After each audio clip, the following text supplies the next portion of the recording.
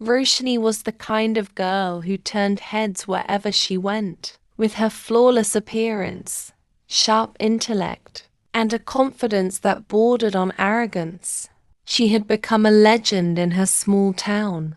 Her classmates admired her brilliance but stayed away from her sharp tongue. She never missed an opportunity to prove that she was the best, and she reminded everyone else that they weren't.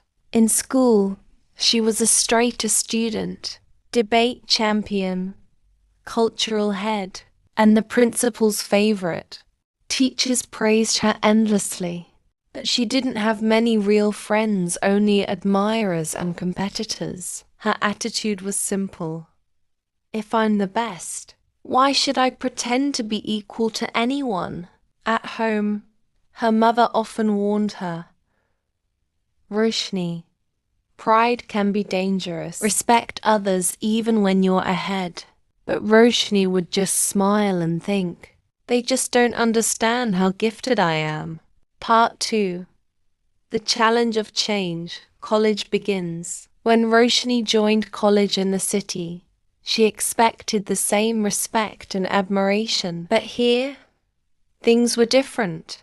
The students were as talented, as brilliant, and even more hardworking. For the first time in her life, Roshni wasn't automatically the center of attention. In her first competition, a creative writing contest, she came second. That evening, she was furious. How can they think someone else wrote better than me? She shouted to her roommate Rima. Maybe the judges liked a different style, Rima said calmly. That doesn't make you any less talented. It does, Roshni snapped. I don't like being second. From that day on, a subtle war began in her, heart between her pride and the unfamiliar feeling of not being the best. Her arrogance returned stronger.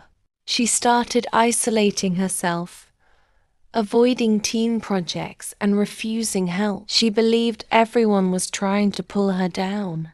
What she didn't notice was how people began avoiding her. Part 3.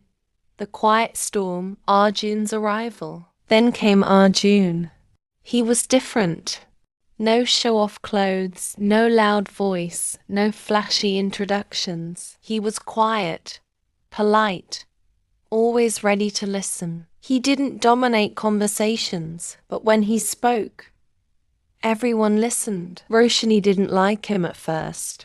In one group discussion, Arjun gently corrected one of Roshni's points. She felt insulted. Later that day, she said, "Who does he think he is? Correcting me?" Rima smiled and said, "Maybe he was just being helpful. He's really good." But Roshni didn't like being corrected, especially not in front of others. Weeks passed, and Arjun continued to shine not through self-praise, but through results. He won debates, aced exams, and handled people with kindness. Even the professors admired his humility. One day after a competition, Roshni heard two professors talking. Arjun is impressive, and so grounded for someone so bright. Roshni felt a pang of something new. Not jealousy, but self-doubt. Part 4. Cracks in the Wall. The moment that changed her came during a group project. The professor assigned her and Arjun to the same team. Roshni was furious. I don't work in teams, especially not with people who act so fake. But she had no choice. During the project, Arjun was calm, efficient, and respectful. Even when Roshni disagreed rudely, he stayed composed. At one point, she accused him of stealing her idea. I wasn't trying to take credit, he said softly. I just thought it would help the project. Something about his tone, his eyes, made Roshni go quiet. No one had ever responded to her arrogance with such kindness. No one had ever disarmed her with humility. That evening, she found herself thinking, why do I always feel the need to prove I'm better? She looked in the mirror and for the first time didn't like the reflection, not because of her looks, but because of what she saw in her eyes' insecurity masked as pride. Part 5. The final exams approached. One night, Roshni stayed up studying, too proud to ask for help, too afraid to fail, that during the exam, she blanked out. Her mind froze. For the first time in her life, she submitted an incomplete paper. She sat outside the hall, tears welling up. Everyone walked past, except Arjun. He sat beside her quietly and offered water. "I failed," she whispered. "You didn't fail. You just stumbled. Happens to everyone." "Not to me," she muttered. "I'm Roshni.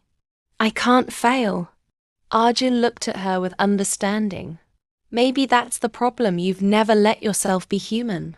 That sentence hit her like a bolt. She looked at him, and for the first time, smiled, not the confident, showy smile she gave the world, but a tired, real one. "Why are you so nice to me?" she asked. "Because I've been where you are. Once upon a time, I thought I had to be perfect too." Part 6. Rebuilding. That night, Roshni went home and cried. Not because she was weak, but because she was finally free from the weight of pretending to be perfect. Over the next few weeks, she changed.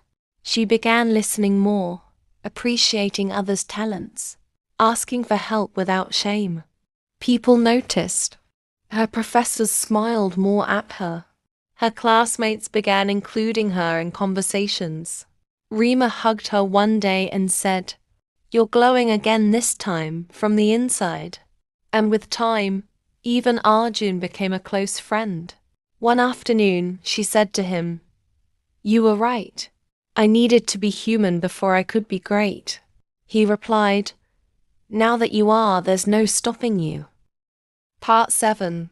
Full circle. 2 years later, Roshni gave a farewell speech at college. The hall was packed.